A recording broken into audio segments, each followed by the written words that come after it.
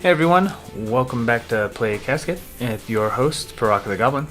And Ghost, your co-host. And today we're going to have a little New Year turn, and we're going to kind of talk about what's been going on in the last week or so.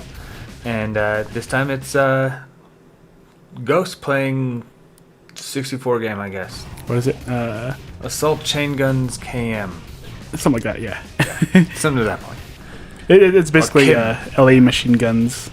I think it's the earlier version of LA Machine Guns. It's such a dumb game. I love it so much. It's so cool. It's already full of nice polygonal cheese. I love it. So, anyway, let's go ahead and talk about the current week's events. Not too much has came up. It was actually kind of an interesting one that I think is actually funny. I don't think it's like huge, but the way it was approached was weird. You know? So the ESRB has finally announced that the next Xenoblade Chronicles game is rated T14. Big deal, right? But they also released a PR statement on it. It's really weird. Pseudo PR statement. That's the weird part of it. We do not condone the actions of this anime titty game. All we're doing is just rating what's in it. Please do not hit that. That's the way it sounds like. Please do not go after my family, type of thing. But the statement I'm going to go ahead and read verbatim right now goes as such: "This is a role-playing game in which players follow fighters through a conflict between two nations. From a third-person perspective, players complete quests and engage in melee battles against enemies." Lists off animals, creatures, human boss player, blah blah blah blah. "Combat is highlighted by impact sounds, explosions, and cries of pain.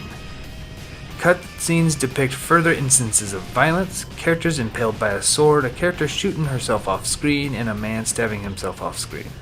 A handful of scenes depict blood, such as droplets from a wounded character or from a character's face. Some fantasy creatures are designed in revealing armor and or anatomy, e.g.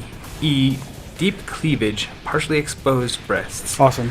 And the words shit, asshole, and bitch appear in the dialogue." And then apparently they kind of break that down even further as such, saying, "The game contains some suggested material, female characters and creatures wearing outfits that expose large amounts of cleavage, camera pans, lingering shots of buttocks and or breasts, dialogue that states, 'You are staring, pervert.' During the course of the game, characters make references to alcohol and booze in the dialogue, such as booze, I want booze, cheers love, give me a beer, blah blah blah. And patrons can be seen drinking alcohol in the background. One character is depicted with a cigar in his mouth. Words shit and asshole are heard in the game." Another what? Pre-order. Everyone needs to buy the limited edition now, apparently. But that is such a weird. It's rated T14, and with anime, you kind of half expect a lot of what was listed. Yeah. So why list it? It was so weird, you know. If somebody's like, "Yeah, this game has all this," I'm like, "Okay, so it's rated T14." That's the new thing going forward. It's kind of weird how we got a huge paragraph of just what we're going to be expecting. They always have that. You go to the site and kind of get the coverage on what some things do that are worth noting. There's some games that are part cheesy digital game. They're yeah, it's rated E. That's really it. That's all they'll say. Yeah. But there will be other ones why. If you go into ESRB's thing and look up Mortal Kombat, they will actually kind of break down some of the stuff that goes on for a reason. They obviously say visit our website for more information. There's the more information, right? What I don't get is the fact they had to come out in a weird PR way to announce hey guys, there's some deep cleavage in this game. Awesome. Yeah. Okay. Yeah. Your point? What? They didn't do that with Galgun Double Piece that just came out literally 2 weeks ago. Yeah. On their rating. Okay. It's just so weird, right? So obviously it to me it sounds like something like Twitter's they're please don't cancel us. Yeah. On Twitter, whatever. Cause nobody really gives a crap. You know, like it's just so ridiculous. I thought that was just the most hilarious. Like it's not a thing. Oh no, it's got rated. That's good news. It's just this whole thing about it. Like it's so ridiculous. It just means the game's gonna be awesome. So for everyone, make sure you change your profile pics to anime titties to scare away the boomers in your social medias. Do it. Well, I remember it was also like a parental explicit CD covers. Just made people buy it even more. Yeah. The ones that say explicit instead of safe or whatever it was. Yeah. Yeah, they just bought the explicit ones because that's what they wanted. Not to mention the censored one sounds like crap anyways too. Yeah. Too bad the SERB didn't say that they will have excessive use of "Remember Me." So. Well, it's just like know my name. Remember me. So. Well, the stupid thing about like explicit CDs is when they skip it were like they would swear and then it would just be quiet and it just sounds like your CD skipped basically. Yeah, and it's like not even like does anything with it. It's just so like you can tell. Yeah. You know, so it's like you might as well just hear it because your kid's gonna be able to make a conclusion all himself. They ain't that stupid. Not everyone was raised with CRT in their schools. So let's go on to our next topic. As much as we love to talk about boobies. Playdate. So basically Playdate kind of came in with just a little bit of stuff we're just going to touch on. Basically, okay, my controller pre-orders are going to be shipping. My controller's like turning to the side. Swing harder. I'm aiming to the side, trying to like. So just y'all know that he is currently like literally extending his arms off screen entirely in order to play this game. It's mildly amusing to watch while we're recording. So, but I'll play it this way. There we go. You don't have any moans. just use that.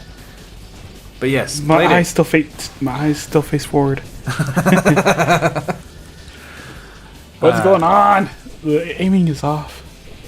Can you like recenter it? Like there's a quick button to recenter? No, we're just gonna fight keep playing. So anyway, Playdate. Basically they just covered some stuff about the time they're planning on releasing, and it's gonna cover the pre-orders first, and it comes out like mid to late 2023. Something to that point? Yeah, well, so whoever pre-ordered has their game now, or their console now, but pre-orders are now open for 2023, which is a freaking nightmare. Oh, X is to reset the vertical. Okay, see, there you go. Oops. Okay, that helps. All right, there we go. Now we don't have to watch the cringe anymore. So... Yep, so pre-orders open if you guys are all interested in it. We might actually do a review on it if anybody wants us to do so. And it looks so cool. Kind of break it down and stuff like that. It reminds me of the Game & Watch. That's kind of why I want one. And it has I get weird Tiger Electronic vibes from it. Okay. So I'm not sure if I'm going to buy it willingly, but if I have to endure it and I have to review it, I will. I want one. So... just a little touch up on that, and then let's get into something that's very similar to this old Time Crisis Wannabe game that we're watching here. SEGA is announcing some stuff on their, or at least there's plans and reports that SEGA is planning on announcing some remakes of Crazy Taxi, Jet Grind Radio, and some like various other ones, and even further into the future. Their Quad A studio. Their Quad A game project revival thing. So... what are you thinking about that? What's your first impressions about that whole idea, like just the reports going on? It sounds really vague. I kind of wish they'd give us more information about what they're doing, because all it is just more titles, and it's probably going to be a live service or something of that sort. And then a shit ton of DLC, a shit ton of like microtransactions. It's going to be free to play. I do remember them saying they want something similar to like... which we call it Fortnite. So I don't know. We'll see if it pays off, I suppose. But Well, I'm like, it's weird because I'm not like, some people are associating it with their quadruple the game development right now in cloud gaming and such, and others are saying it's actually kind of apart from that. So it's just reports right now. It's not like Sega's actually mentioned it. There's people saying, look, they're gonna do this, and there's reason to believe that's gonna happen. I honestly see Sega actually kind of rebooting some of their old franchises after selling a lot of the other franchises they had from other studios, such as like ToeJam Mineral and such. I think that Jet Grind Radio and like Jet Set? Well, it's actually Jet Grind Radio originally. Oh, okay. That I could see Crazy Taxi kind of being rebooted and stuff too. Like it seems like a thing that they can do. It's very reasonable to assume, but like complete reboots where it's like service games, I'm willing to bet that Nintendo could easily buy Sonic Team by that point. Yeah. You know what I mean? Like, but even then, though, too, like, does Sega even know what the hell they're doing? 'Cause they don't even know what they're doing with Sonic. They keep wanting to do the things that, like, I swear, like, they cut out their marketing team, and it just like been Googling the Twitter like trends and just reacting to it. And I think that's what a lot of major third parties are doing right now. Okay. They're just like, look at us, please buy our stuff. We acknowledge you exist. Please buy our stuff. None of those people buy stuff. Yeah. Like they just like destroying stuff for other people by making them feel like they're the ones that are included. Like I honestly feel like the people that go, hey, you need to include pink-haired women in your representation. They go, all right, here's pink-haired women. It's kind of like their like calling card. That's like, see, I just killed your franchise, and I'll do it again. Like I feel like that's the case. Yeah. You know, like it's a calling card for corporate murder, basically. But as far as like Sega and stuff goes, like I think they want to do the live services because that way it's less like investment over like instant sales.